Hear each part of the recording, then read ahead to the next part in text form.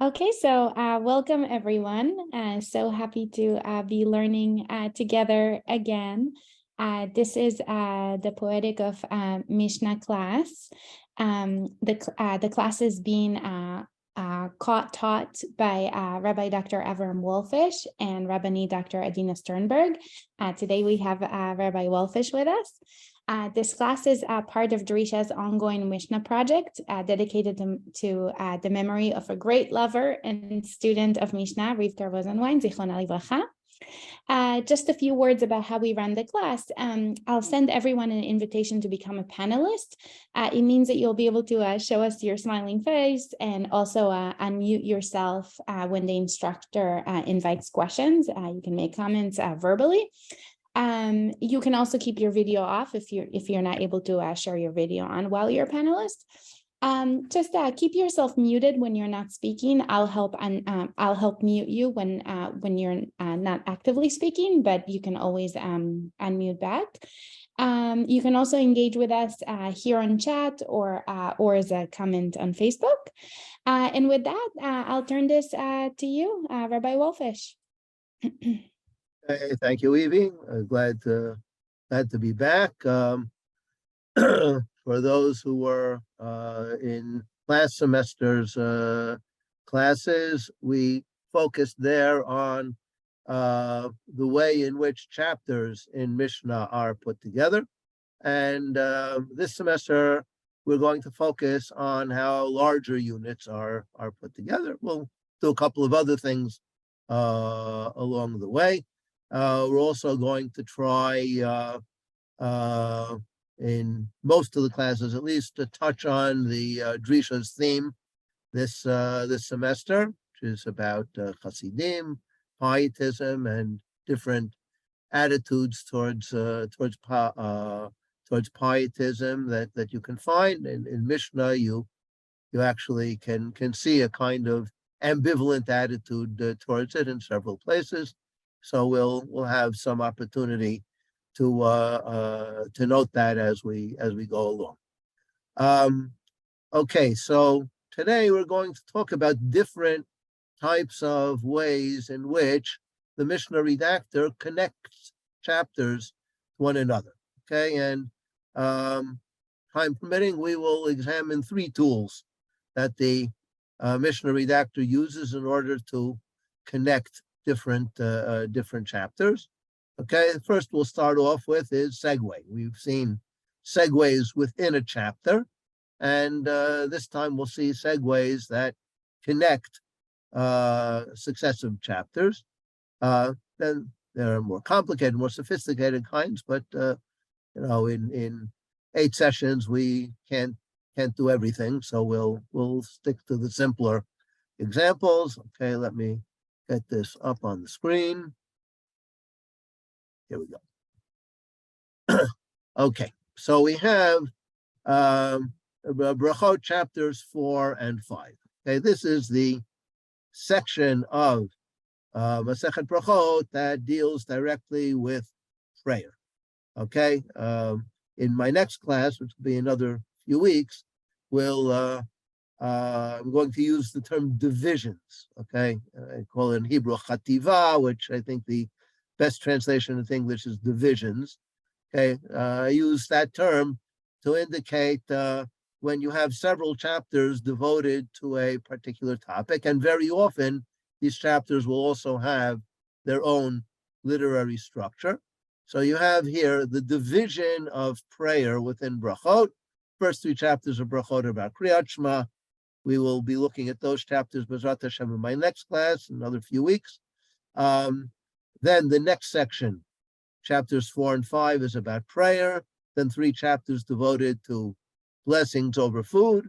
And then a final chapter, chapter 9, that's devoted to miscellaneous brachot. Today we're going to look at the prayer section, and we're going to see how one chapter segues into another. Okay, so let's just get a kind of a brief overview of the 2 chapters. Both of them deal with prayer, but they deal with different aspects of prayer. Okay, chapter 4 starts off with the time for prayer. This, by the way, may remind you of the very beginning of Masechet Brachot, which starts its discussion about Kriyat Shema with the time for Kriyat Shema. So too, when the Mishnah discusses prayer, the first thing is when. What is the exact time? Okay, so the morning prayer is until hour X. The afternoon prayer is until hour Y. The evening prayer, Ein La Keva, which means that it can be recited throughout the night. Musafim. Okay, then the next Mishnah sort of abruptly shifts from the tefillot keva, okay, the tefillot that we recite daily on a regular basis, okay, to a unique prayer that was recited by a particular rabbi when he entered and departed the Beit Midrash. Okay, this seems to be part of a pattern throughout chapter 4 that the Mishnah wants to indicate that fixed prayers are only a part of the picture.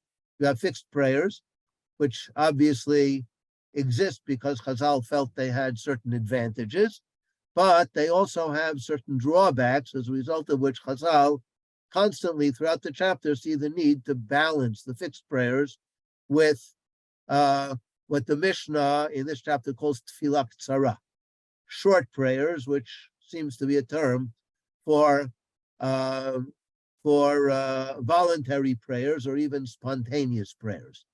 Okay, then in Mishnah Gimel, the Mishnah moves into the content of the prayer, but only from a formal perspective. In other words, it doesn't talk about specific contents, but it talks about the contents being cast into the frame of brachot, which, I will just note in passing, is part of the way in which the Mishnah redactor makes the section that deals with prayer fit into a tractate whose title is brachot. Okay, so we were talking about prayer, but while talking about prayer, we also touch on the main topic of the entire tractate, which is brachot, in as much as the prayer comprises 18 brachot, or perhaps in some kind of abridged version of those 18 brachot. That's in Mishnah Gimel. Then Mishnah Dalid opens, and it's been argued that the division of Mishnayot here is faulty. Okay, by and large, interestingly, when I first started, using academic methodology to investigate Mishnah, so the accepted wisdom in academic circles is that manuscripts are more reliable than the printed versions. But what I have found is that by and large, when it comes to dividing Mishnah units, it was like Mishnah Gimel and Mishnah Dalid, by and large, the printed versions are more accurate than the manuscript versions. And here it seems that this is one of the exceptions, okay? Because Rabbi Eliezer very likely is reacting to the previous 3 sages and saying, I don't know what you guys are talking about when you say 18 brachot or an abridged version of 18 brachot. If you make your prayer keva, if you make it fixed, meaning not just fixed in terms of time like we had at the beginning of the chapter, but fixed in terms of text, then you might as well not pray. His prayer is not tachanunim. The whole point of prayer, okay, is to be supplication. Prayer can't be supplication if you're just reading a text.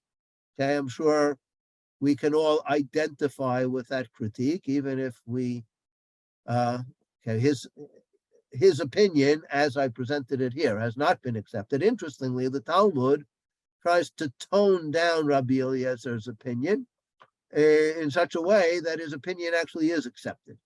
That yes, we will recite a fixed prayer text, but we should do it in such a way that we appropriate it, that we make it ours, that we you make it a text that expresses what we really think and what we really feel. And if that's the way he's interpreted, then indeed his point of view can be accepted. Then Rabbi Yeshua once again gives us an example of a tefillah ktsara, a short prayer.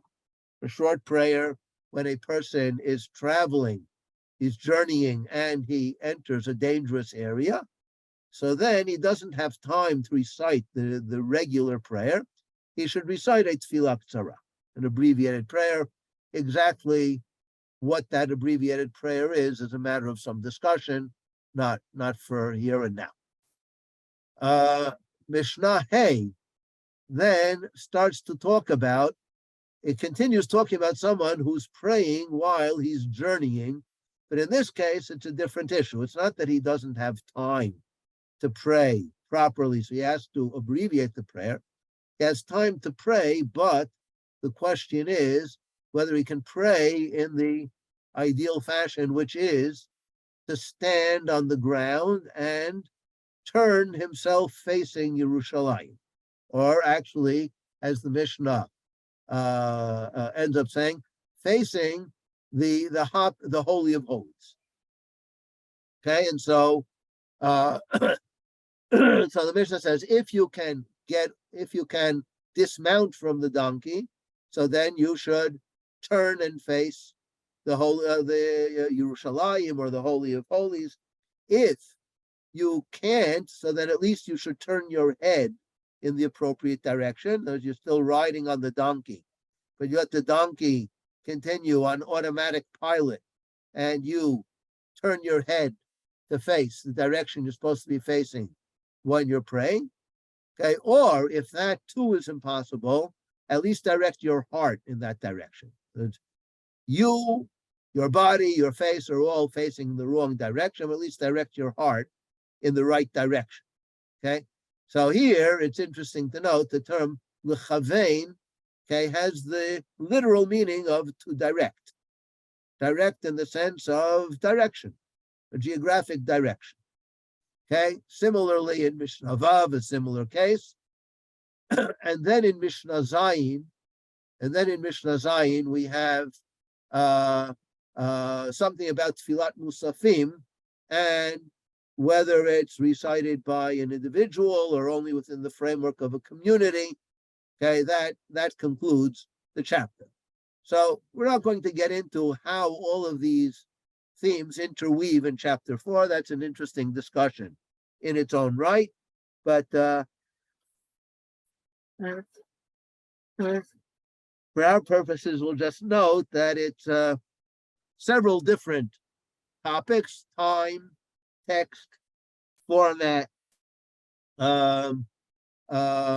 posture, the way a person positions his body, and something unique about Tfilat Musaf. And in between, we had a couple of non-fixed prayers that the Mishnah wove in. Okay, again, how all those fit together is not for us to discuss right now. Okay, but that's chapter 4. Chapter 5 opens with Ein ondim litpalel mitoch koved rosh. Okay, when you stand to pray, okay, it has to be from a sense of gravity. Okay, koved rosh. Okay, something that you take seriously, not a sense of levity. Okay, there's another term that appears elsewhere in the Mishnah called kalut rosh. Kalut rosh we would normally translate as levity. Levity is inappropriate for prayer. Should have koved rosh. Then we have Chasidim Harishonim, Yushohim Sha'achat Mitpalim, Kadei Shechavnu et Libam Lamakom. Okay, the early pious people. Okay, here's our topic of piety for today. Okay, well, we're not just going to touch on it, in a glancing fashion. We'll have something to say about it a bit further on. But here are our original pious people. They would tarry for an entire hour before praying, so that they could direct their heart lamakom, to the place. What is the place?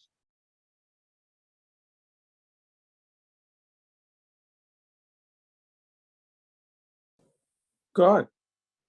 God. Okay. Can you think of any other place where we use the word makom as a way of referring to God? Well, Hamakom Yenachem, but I don't know. That may Hamakom be. Yenachem, good. That's one place. Hamakom Yenachem etem b'tok shar Where Avei Tzion v'Yerushalayim. Where else? or I mean the Haggadah, but I don't know how early. Good. Baruch Hamakom Baruch Hu. Okay, Baruch Hamakom Baruch Hu. Now, interestingly, it's relatively rare for us to encounter Makom as a name of God, but as Professor Auerbach points out in his book on rabbinic thought, his book Chazal, Pirkei Emunot V'Dayot, points out that in manuscripts you find it much more frequently. But apparently what happened is, think about how we say it in the Haggadah, Hamakom Baruch Hu. That reminds us of HaKadosh Baruch Hu. Okay? God is also called the Holy One, HaKadosh. But we always tack onto it Baruch Hu. In the Haggadah, when we call God Hamakom, we tack onto it Baruch Hu. So Auerbach argues that in many places where the original text read Hamakom Baruch Hu, scribes who were copying it would abbreviate it to Hey Bet Hey, Hamakom Baruch Hu. But then later copyists thought that Hey Bet Hey meant HaKadosh Baruch Hu.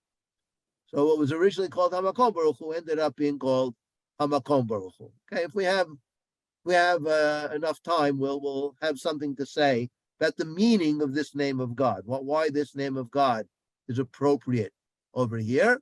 In any event, the Hasidim Rishonim, would spend an hour directing their hearts towards the Makom. Afilu Amelech Shoel Bishlomo, even if a king, inquires about his welfare, he will not answer him. And even if a serpent is coiled around his heel, he should not interrupt his prayer. This last statement in the Mishnah is, of course, very puzzling and very challenging. Both the Bavli and the Yerushalmi very puzzled. Since when is prayer one of the mitzvot for which you should lay down your life? Obviously, you should interrupt your prayer to save your life. You're not going to answer a king. That's downright dangerous. You're not going to deal with the snake coiled around your heel. That's dangerous. So both Talmudim try to come up with scenarios in which this would actually make sense. But actually, very likely, the original meaning of the Mishnah was that this is a continuation of the Hasidim HaRishonim. The Hasidim HaRishonim, who spent a whole hour directing their hearts towards God, once they started to pray, nothing was going to interrupt them. Not a king, not a serpent. And that's what makes them Hasidim, because they have a very, very clear scale of values. In their scale of values, once they're focused 1000% on their relationship with God, nothing else matters. And perhaps you can even say, as far as they're concerned, the real danger is if you interrupt your prayer. That's more dangerous than if you continue your prayer, because the danger from God is much more palpable and much more threatening than the danger from a king or a serpent. So that's very likely the original meaning. That's the opening Mishnah. It's unusual and interesting that the Mishnah wants to. This is actually the only Mishnah that talks about the way in which a person should be, concentrating upon his prayer. And it's interesting that the Mishnah presents it in the guise of the Hasidim HaRishonim. We'll have something to say about that a bit further on. But let's first continue with our overview of the chapter. Mishnah Bet talks about different insertions into the prayer. that we insert at certain times. Okay, so we have during the winter time we add mazkirin, which is Mashiach Baruch Hu Geshem, shoalim, tein talumatar libracha. Okay, we have havdalah, which we add into the prayer. There's a dispute at which point in the prayer should we add it in. We of course follow the first opinion in Chonen Adat, but there are another two opinions in the Mishnah. Okay, and this is very likely continuing the theme of interrupting prayer. We're saying there are certain insertions into the prayer that are not interruptions. They're an integral part of the prayer, even though we say them only at certain times. They're not part of the prayer every single day. Okay, but they are still an integral part of the prayer. Then Mishnah Gimel, we have other insertions that the Mishnah discourages because of various theological issues that are related to these statements. Okay, we'll just talk about one, which is two of them, which are pretty clear. Modim, modim. The Talmud says that that's the problem of what Chazal called shtei reshuyot, which we call dualism. Okay, when you say modim, modim, it's as though you're praying to two different gods. Okay, and by the same token, al tov yizacher shimcha. Okay, we will mention your name, meaning praise your name over good. But wait a second, in Jewish tradition, we praise God for evil as well, because God is responsible for the evil that befalls us just as much as he's responsible for the good. And we have faith in God that he knows what he's doing. And so we thank him for this and for that. So Al Tov Yizacher Shimcha would also be a kind of dualism. It's as though you're assuming there's the God of good and there's another God for evil, in which we of course don't believe. Okay. Then we have what happens if a person is a shliach tzibur and makes a mistake. Okay, so we replace him with someone else who knows how to recite it properly. Should be recalled that the time of Chazal, they didn't have sidurim. Okay, so at the time of Chazal, people had to know the prayer by heart or perhaps even improvise to a certain extent. Okay, similar to what we would call today extemporaneous. Okay, we have the outline, but you have to fill in the blanks. Okay. Then the next Mishnah talks about another kind of insertion in the prayer, which is Birkat Kohanim, and how Birkat Kohanim could actually confuse the Shliach Tzibur. So if the Shliach Tzibur should not answer Amen to the Birkat Kohanim. Okay, today we, according to Mishnah Brura and other poskim, we don't follow that, because we daven from Sidurim. So we figure you're not going to get confused because you can read it from the Sidur. Okay? But at the time of the Mishnah, that was the practice. And if he's a Kohen, he should not recite the Birkat Kohanim. Okay? Because again, that might confuse him and he won't be able to return properly to his prayer. And finally, we conclude with a Mishnah that gives the idea of making a mistake in your prayer an aggadic slant. It's not just halakhically, what do you do when you make a mistake, but aggadically, okay, you should view that as a sign that your prayer has not been accepted. The idea seems to be that when you pray, if you're making a mistake, it's not necessarily because you don't know the prayer well enough. You make a mistake, it's because somehow you feel that your communication with God is somehow faulty.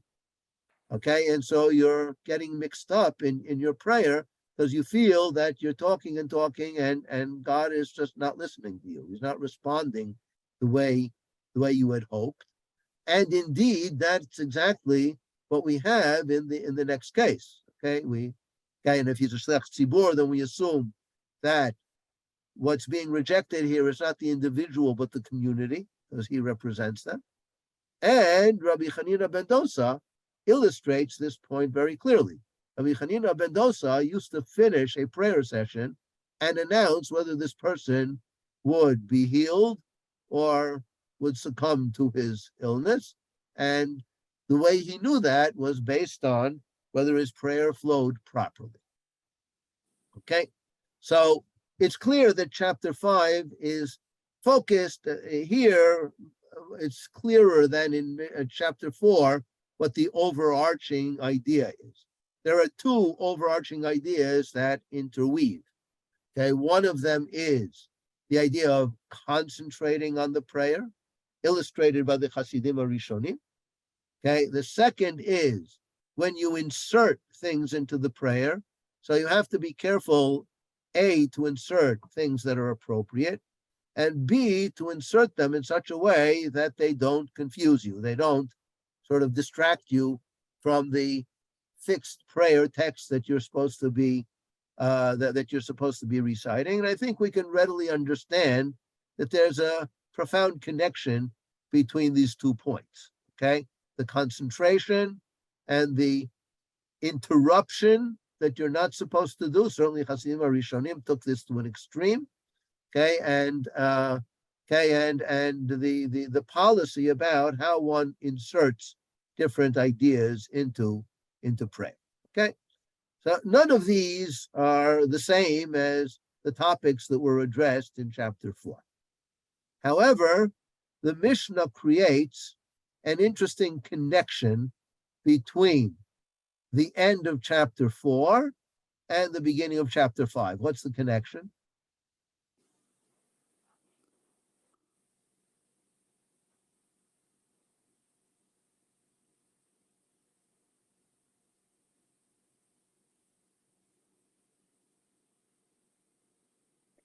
Michael, are you trying to talk? Or Emily? No, I'm not at the moment. Okay. About the issue of kivun. Yes, kavanat halev.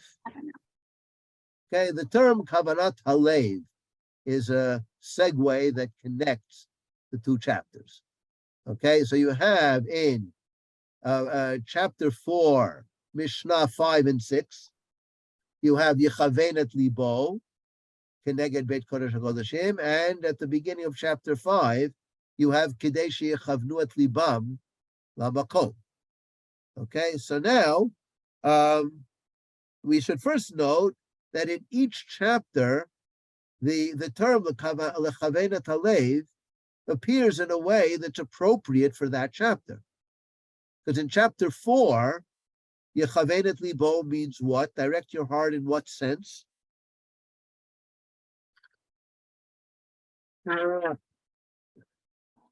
Direction. Direction, a geographical direction. And in chapter 5, it refers to not a geographic direction, but a spiritual direction. Okay, God is not in a recognizable place. But in that context, it's interesting that the term for God here is makom, because it almost presents directing your heart towards God in a geographic sense. And it really raises for us the question, what is the connection between these 2? Okay, so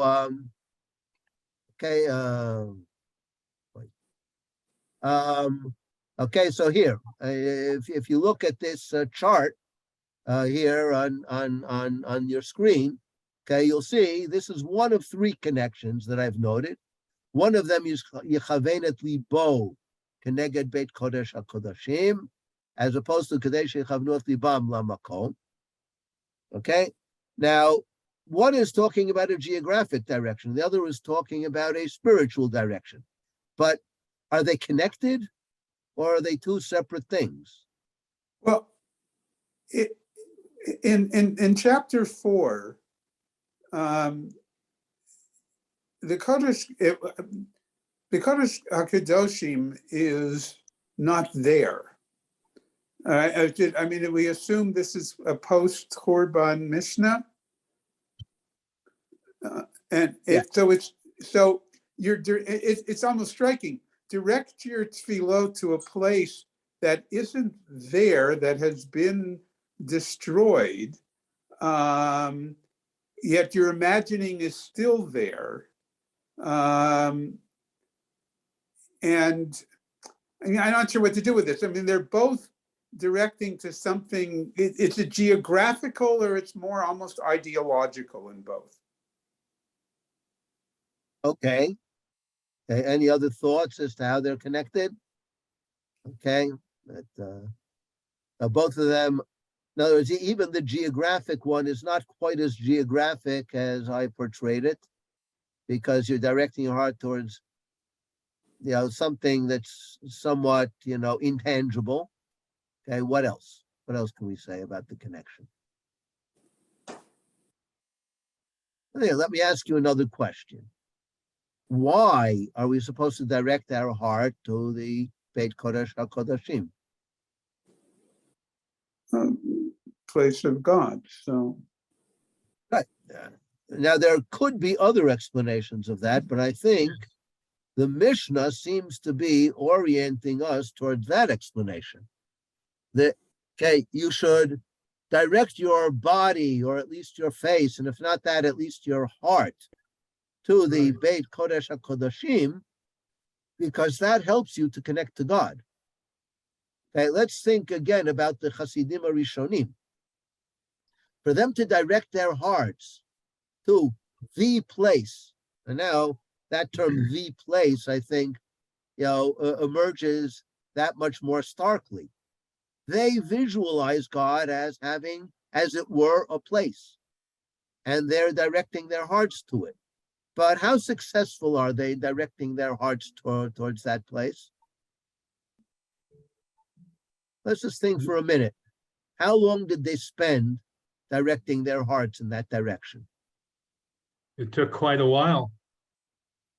A full hour. Now, if they're spending a full hour doing it, I think that indicates clearly that if you came to them and said, well, can you please explain to where are you directing your heart? They wouldn't be able to put that into words. They wouldn't be able to explain it. They would be saying, we're working on it. Okay, we're trying our best. We know that God is out there, and we're trying to get a handle on him. We're trying to get a sense of his presence.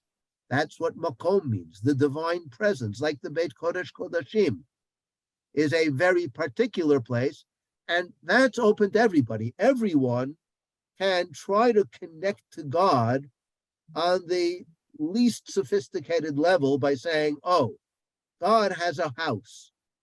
God dwells in the Beit Kodesh Kodashim. If I direct my heart towards that place, then I'm linking up with God. That's somehow connecting me to God. And the Hasidim Rishonim are saying, that's not enough for us. We want to go beyond that. We want to direct our heart to God himself. But God is a place that we can't locate. We can't really point it. And yet, we can direct our hearts there. Maybe not 100%, maybe 50%, maybe sometimes 60%, maybe sometimes only 20%. But that's what we can do. And we're going to invest massive amounts of time in trying to do that, because if we don't do that, our prayer is not a real prayer. So for your average everyday Jew, just face the Kodesh Kodashim, and that's it. You're aware that you are somehow connecting with God by facing that place, or at least directing your heart towards that place. Okay, and that's good for chapter 4. Because chapter 4 is much more about the formalities of prayer. Okay, it's about the time of prayer. It's about the formal structure of prayer, benedictions. It's about musaf. And it's also about wherever you might be, okay, you can pray, but you have to orient yourself towards the place that connects you to God. And that's the Beit Kodesh HaKodashim. That's chapter 4.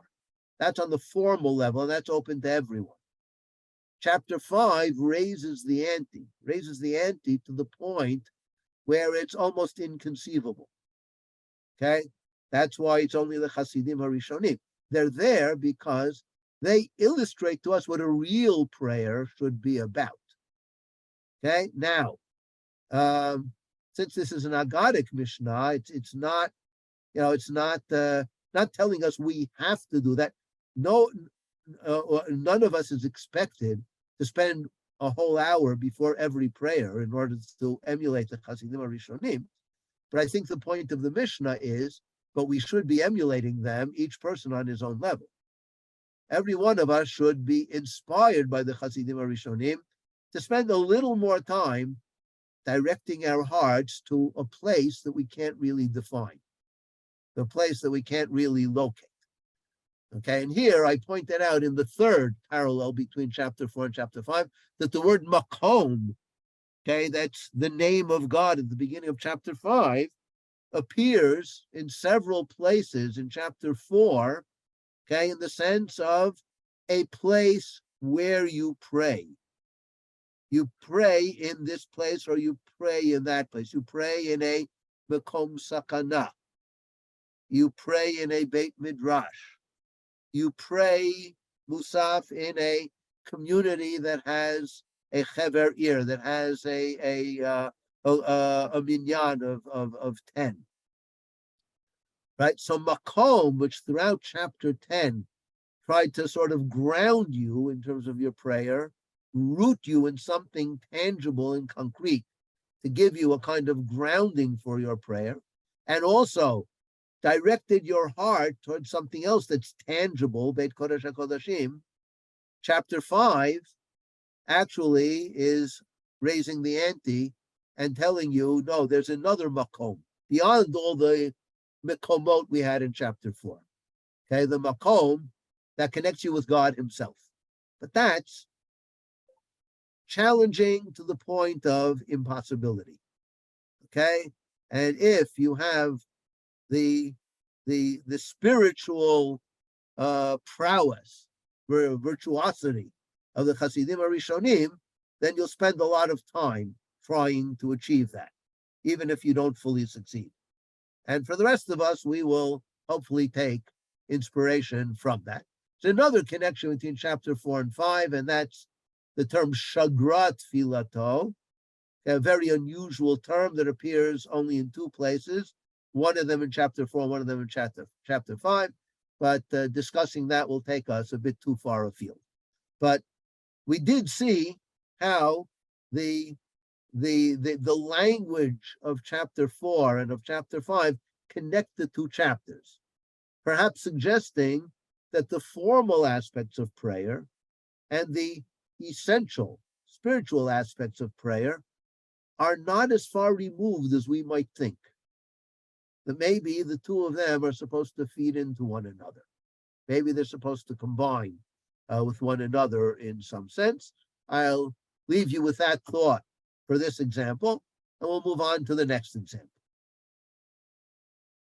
Okay, so we're going to discuss the first 6 chapters of Masechet Shabbat, and with a bit of a preview of chapter 7. Chapter 7, towards the beginning, actually not at the very beginning, but towards the beginning, has what's probably the most famous Mishnah in all of Masechet Shabbat, the Mishnah of the 39 Melachot.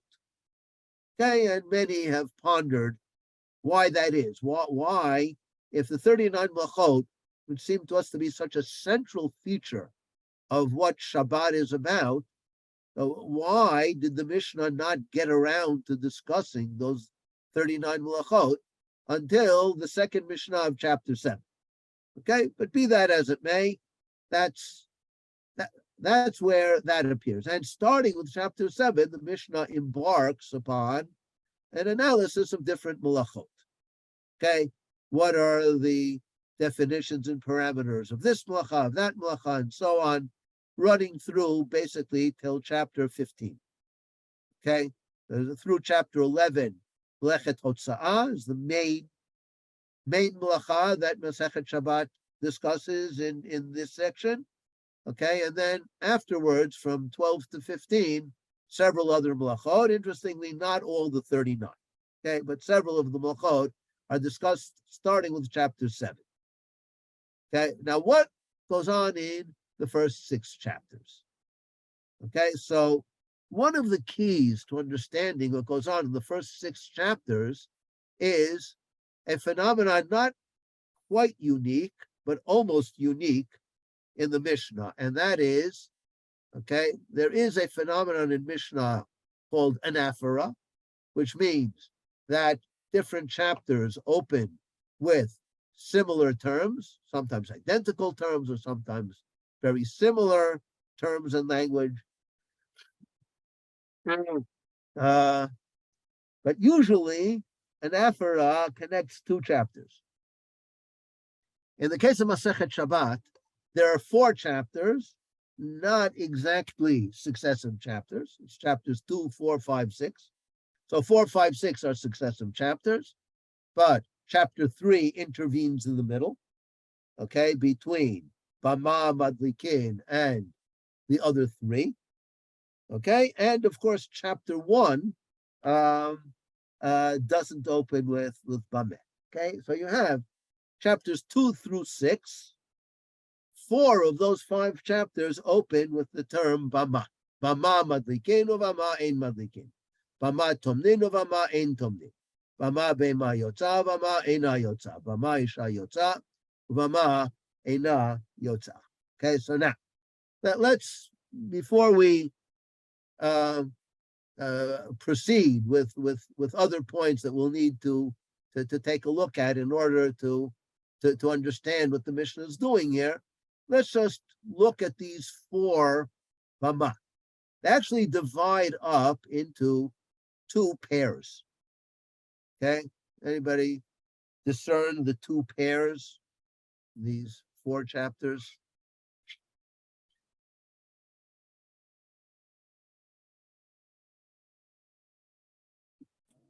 Well, 2 are carrying, going out, and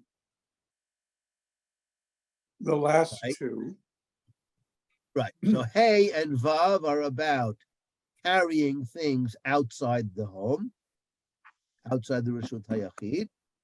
Okay, so that's Bama Beima Yotza and Bama Isha Yotza. Of course, you also have Bama Ish Yotze. Okay, not only Isha. So I have 1 chapter devoted to, okay, what an animal can wear outside, because apparently there can be a problem with an animal carrying things as well, because your animal is not supposed to do work for you on Shabbat. So there's certain things that we consider to be, as it were, like clothing of the animal, specifically those things that are necessary in order to prevent the animal from getting loose and running away. Those are the things that mostly are permitted in chapter 5. Okay, and other things, let's say ornamental things. So animals don't have to have ornaments. You don't have to have your animal wearing an ornament. Okay. And chapter 6 talks about what women can wear outside, what men can wear outside, and a lot of it has to do, when you're talking about clothing, there's not that much to discuss. So the Mishnah really focuses largely on ornamental clothing, jewelry, and the like. Okay, so what kinds of ornamental clothing can be worn outside by a woman, by a man? So those 2 chapters clearly go together. Okay, they talk about carrying on Shabbat. Okay, now what about the other 2 chapters? Do they have anything in common? Well, both Er- have, go ahead. Oh, I was going to say they're both Erev Shabbat, aren't they? Yes. Right. They're both things that you do on Erev Shabbat to prepare for Shabbat. So note, in these 4 chapters, okay, we basically have 2 major topics. 2 chapters devoted to how you prepare yourself going into Shabbat, and another 2 chapters devoted to what things cannot be carried outside or worn outside because they would be regarded as carrying on Shabbat. Okay, so those are basically the two main topics of these four chapters. Now, if we look at the chapters we skipped over, chapters 1 and 3, then we'll see chapter 1 has both of these themes. Okay, the very first Mishnah of Masechet Shabbat talks about defining the malacha of carrying on Shabbat. Then, starting with Mishnah Hey, there's a whole series of Mishnayot that runs to the end of the chapter, 7 Mishnayot, where Beit Shammai and Beit Hillel disagree about what kinds of things can you do on Erev Shabbat, okay, to prepare for Shabbat, and the work wasn't completed. It will continue into Shabbat. Is that cricket or not? Beit Shammai says no. Beit Hillel says yes. Okay, so chapter 1 already combines these two themes: the theme of carrying on Shabbat, and the theme of the theme of preparing on Erev Shabbat for Shabbat. Okay, now chapter 3 is about also preparing food on Erev Shabbat going into Shabbat. How do you keep food warm on Shabbat? Chapter 3 talks about leaving the food on a flame. So you can leave the food, let's say, on hot embers as long as they've cooled down to a certain point. Lo yitain ad sheyigrof. Okay, in other words, if you've sort of cooled off the ashes to a certain extent, then you can place food on it, because then we're not concerned that you might come on Shabbat, okay, see it's not getting warm fast enough, and then you'll try to stir up the ashes and get them to flare up, which of course would be forbidden on Shabbat. So if you've already cooled it down, it's a sign that you're just keeping the food warm. That's okay. Okay, but if not, not.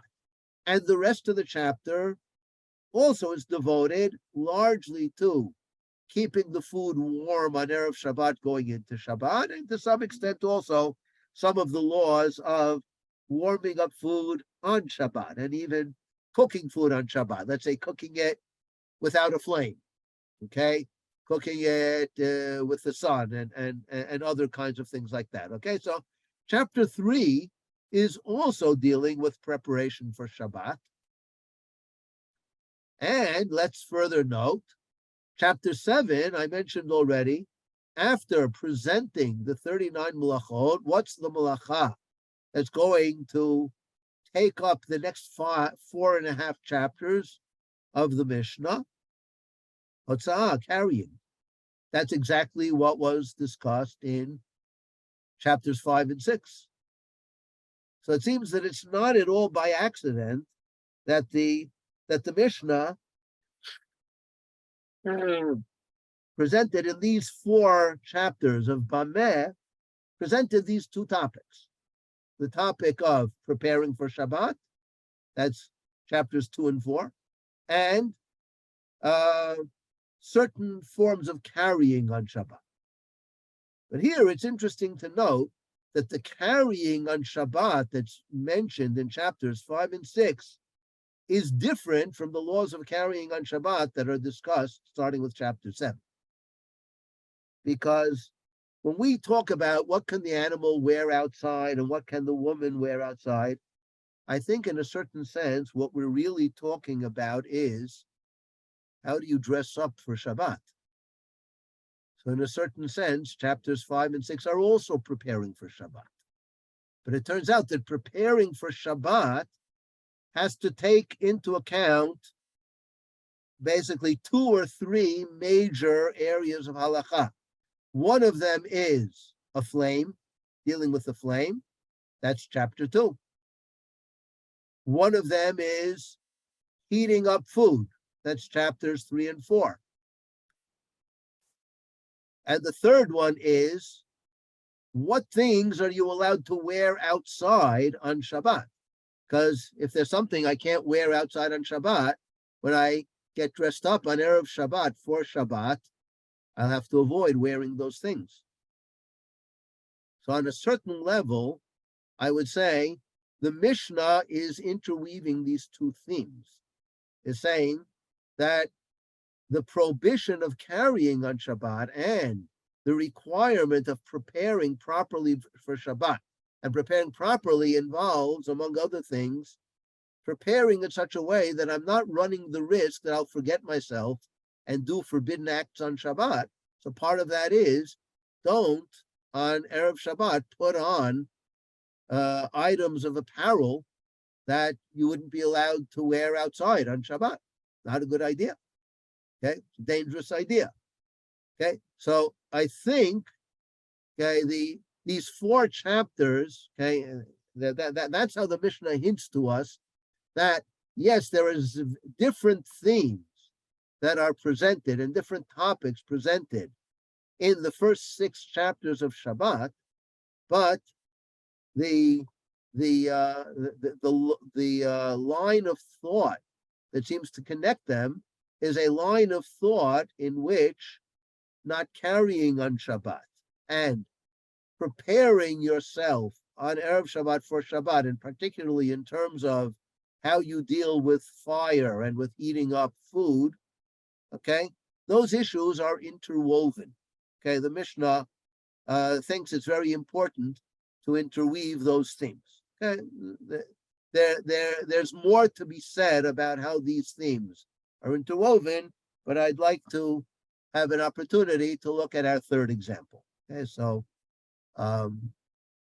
we'll make do with that explanation for the time. And maybe I'll just telegraph to you that perhaps one of the things the Mishnah is trying to do in these 6 chapters is to present boundaries.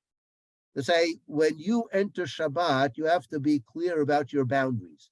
And there are 2 kinds of boundaries you have to be clear about. There's the spatial boundary, that has to do with carrying, and there's the temporal boundary, and that has to do with what things can I prepare on Erev Shabbat without running the risk that on Shabbat I will trespass the boundary and do something forbidden. So perhaps the Mishnah is indicating that there's a connection between the temporal boundaries of Shabbat and the spatial boundaries, okay, of Reshut HaRabim and Reshut HaYachid. Okay, but to develop that thought will take us too far afield. And let's get a look at Rosh Hashanah chapters 1 and 2. Okay, now Rosh Hashanah chapters 1 and 2 both deal with the sanctification of the new moon. Okay, and in a somewhat puzzling manner, the topic of that's discussed in the latter part of chapter 1 seems to run on into chapter 2, the point where scholars wondered why the chapters divided where they are. Because chapter 1 focuses mostly on the permission granted to the witnesses who witnessed the new moon to violate Shabbat in order to come and sanctify the new moon. Okay, that's a rather remarkable idea.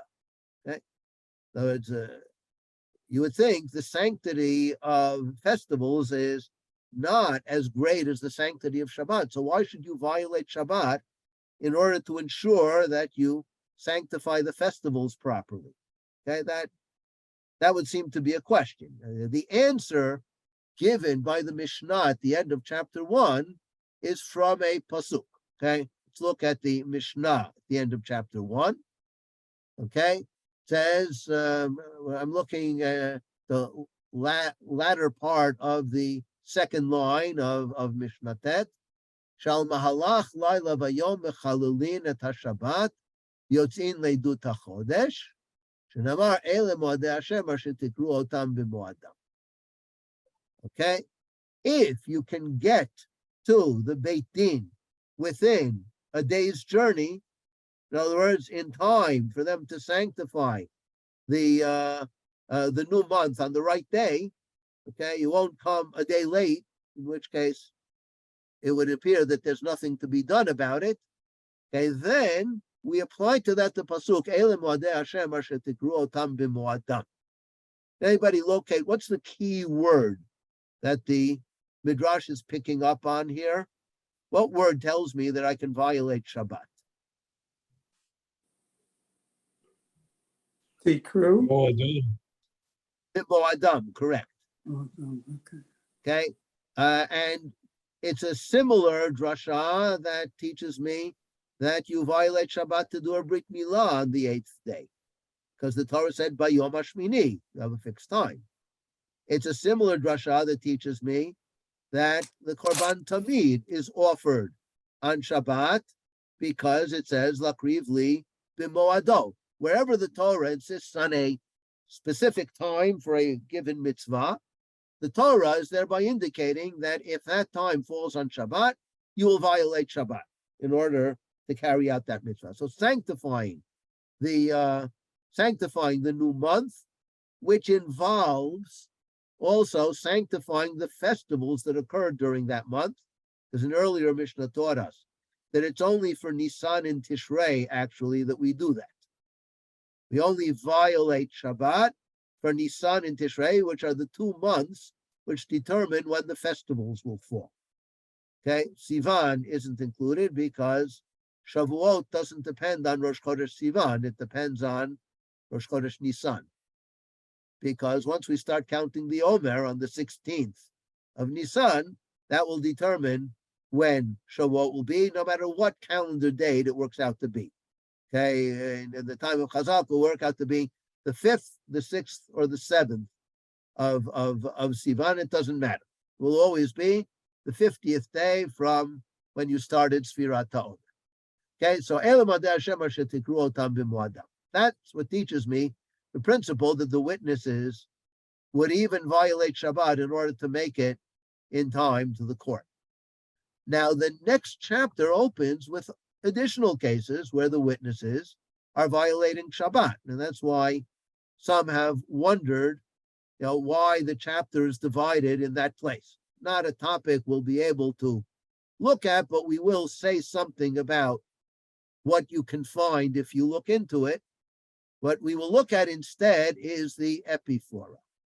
Okay, the chapter ends.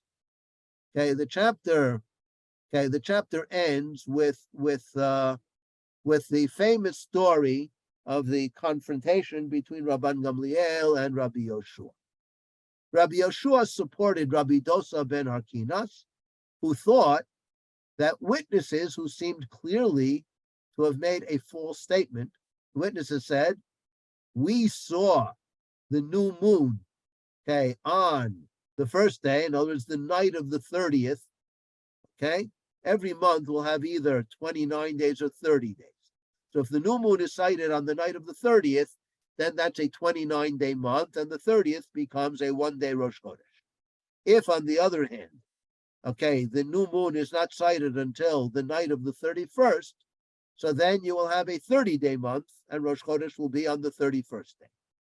So witnesses showed up and seemed to be saying that the new moon was sighted on the night of the 30th, but not on the night of the 31st. So Gamliel says, fine, I'm cool with that. He accepts the witnesses. Rabbi Dosa ben Harkinas says, okay, these are false witnesses. That's like testifying about a woman that she has given birth, and the next day her stomach is bulging, okay? In other words, she clearly has not yet given birth, okay? That's playing with the idea that the new month is called Molad, okay? And when the new month starts a day late, the previous month is called Me'ubar, pregnant. You have a pregnant month, okay? Because it has not yet delivered the Molad, right? So he's playing with that theme and saying, that can't be. You can't tell me that the new moon was seen on the 30th and then disappeared on the 31st. Clearly, these are false witnesses. They can't be accepted. Rabbi Yoshua supported Rabbi Dosa. Rabbi Gamliel saw in that a serious threat some say to his authority. And I think that what really concerned him was not his authority so much as the unity of Klal Yisrael. If Klal Yisrael cannot have an agreed calendar, so then we're in real trouble. Then we won't be able to hang together as a nation. To hang together as a nation, we have to have a common calendar, which means that when the head of the high court determines to accept witnesses, okay, then that has to be authoritative. If not, then that's going to undermine the unity of the people.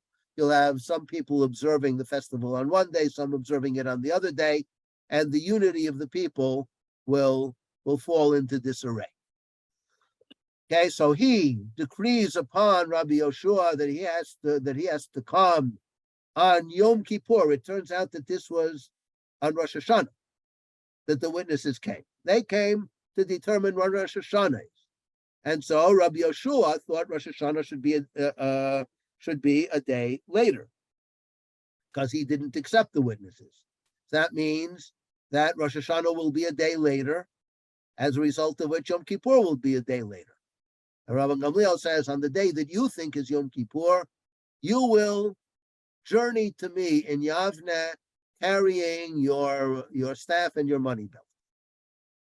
Okay, so Rabbi Yoshua is understandably very upset. What presumably he intended to do is to observe 2 days Yom Kippur, one with the rest of Am Yisrael, and one that he thinks is correct. And Rabbi Akiva then responds to him and says, no point in doing that. Okay, so I'm picking up here, okay, towards the top of the screen, second line. Yesh li lumod shekol ma shasar Rabban Gamliel asui.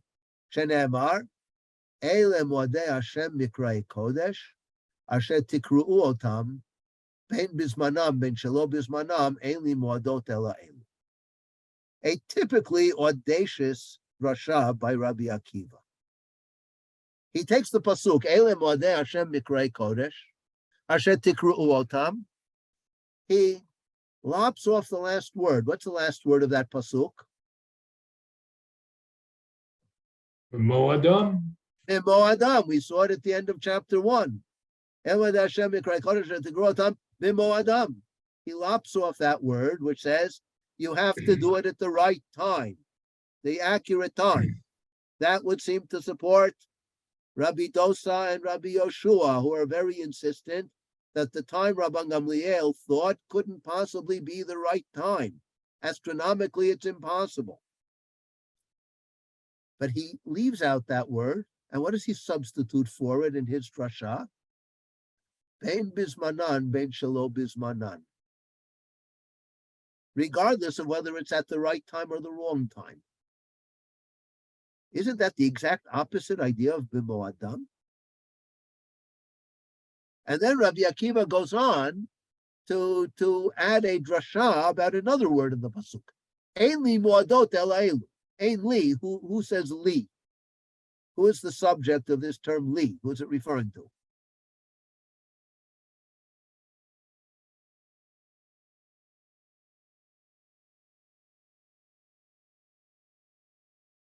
Ele moadei Hashem mikrai kodesh asher tikru otam.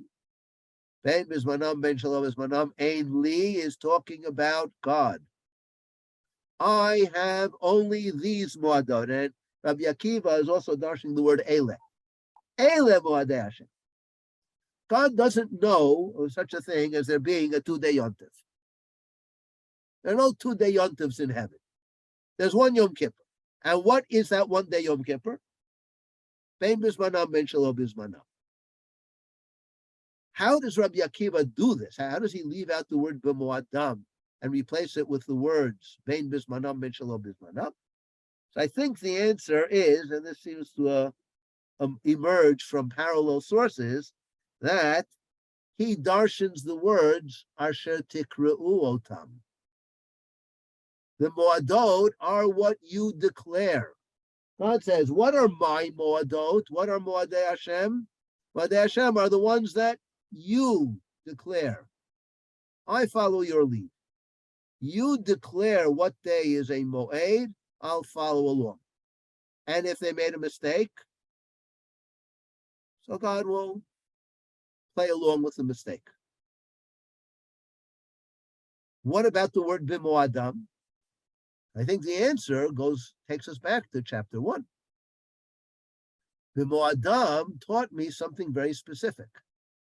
The witnesses have to invest whatever effort they can in trying to ensure that the right day becomes sanctified. That's the job of the witnesses. But now we're not talking about the witnesses. Now we're talking about the court. What's the job of the court? The job of the court is to declare what day is sanctified. Whether they get it right or wrong, it doesn't matter. So the witnesses have to devote whatever efforts and energy they can to try to get there on time to get it right. And the court, for whatever reason, is entitled to declare it on another day, and God will accept that.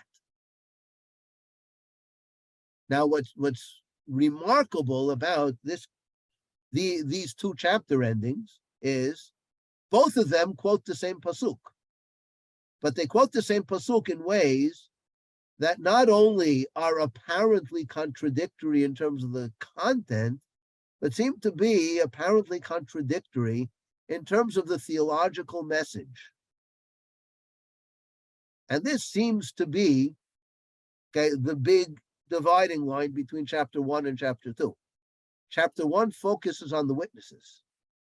And chapter 1, focusing on the witnesses, talks about how the job of the witnesses is to try to determine what the reality was. Try to follow the reality, determine the reality, bring it before the court. In other words, who is really sanctifying the festivals in chapter 1? God. God, by creating the heavenly bodies, by creating the cycle of the moon, God directs man down below to sanctifying the right day, and that's the job of the witnesses. And chapter 2 has what seems to be a diametrically opposed message. The message of chapter 2 is, God says to man, I have given you responsibility for determining the sanctified times, and whatever you determine, I will follow suit. I have no other sacred days besides the ones that you determine. Now, the Mishnah doesn't let us ignore the tension between these two chapter endings. They use the same pasuk in both of them, with what seem to be diametrically opposite messages in both chapters. And I think what the Mishnah is doing in this case is indicating to us something about the sophistication and the dialectic of sanctifying the new month. On the one hand, it's man's responsibility to try to direct himself to what God demands of him.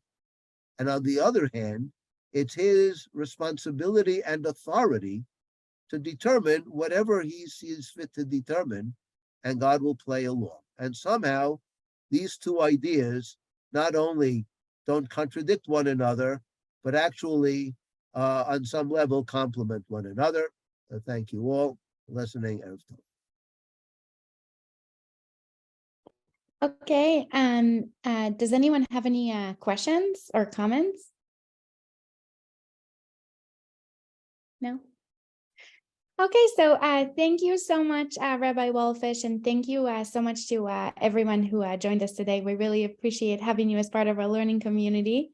No special announcements today, just as always, we have many more classes happening in this Zman. So feel free to check our website, as always, www.drisha.org. And I'm looking forward to seeing you next time. Lehitraot. Bye-bye. Thank you. Thanks This for was joining. great.